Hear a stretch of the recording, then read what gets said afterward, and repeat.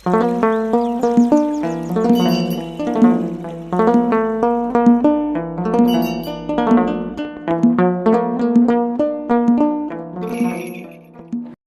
አብ ወወልድ ወመንፈስ ቅዱስ አሐዱ አምላክ አሜን። ይትባረክ እግዚአብሔር አምላከ እስራኤል ዘተሳሃለነ ወገብረ መድኃኒተ ለሕዝበ ዚአሁ አንስአ ለነ ቀርነ መድኃኒትነ እምቤተ ዳዊት ገብሩ በከመ ነበበ በአፈ ነቢያቲሁ ቅዱሳን እለ እምዓለም ቀላያት ሳይፈሱ ነፋሳት ሳይነፍሱ ብርሃናት ሳይመላለሱ አስቀድሞ የነበረ የቅዱሳን አምላክ ልዑል እግዚአብሔር ስሙ የተመሰገነ የተከበረ ይሁን። አምላክን የወለደች በድንጋሌ ሥጋ በድንጋሌ ነፍስ የጸናች ወላዲታ አምላክ ድንግል ማርያም ክብር ምስጋና ይድረሳት። እንደምን ዋላችሁ? እንደምን ቆያችሁ?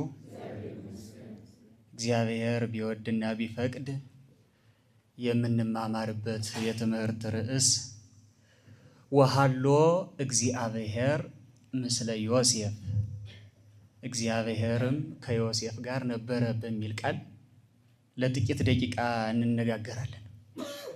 ኦሪት ዘፍጥረት ምዕራፍ 39 ቁጥር 2 ላይ ያለ ኃይለ ቃል ነው። እግዚአብሔርም ከዮሴፍ ጋር ነበረ። ኦሪት ዘፍጥረትን ውብ በሆነ የቅድስና ታሪካቸው ካስጌጡ ቅዱሳን መካከል አንዱ ዮሴፍ ወልደ ያዕቆብ ነው። የያዕቆብ ልጅ ዮሴፍ። ብዙ ጊዜ ያዕቆብ 12 እንደወለደ ነው አይደለም የሚነገር።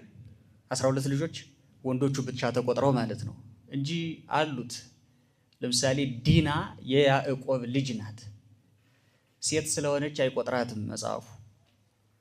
እንግዲህ በዘመነ ብሉይ ሴቶችን በእናንተ ምክንያት ገነትን የሚያክል ቦታ እግዚአብሔርን የመሰለ ጌታ አጣነ እያሉ ከትውልድ ሐረግ አግብተው አይቆጥሯቸውም፣ ርስት ጉልት ከፍለው አይሰጧቸውም ይላል ትርጓሜ። በሐዲስ ኪዳን ግን ምንም በሴት ምክንያት ከገነት ብንወጣ በሴት ምክንያት በእመቤታችን ምክንያት ወደ ገነት ተመልሰናልና የማቴዎስ ወንጌል ሴቶችን ከትውልድ ሐረግ አግብቶ ይቆጥራል።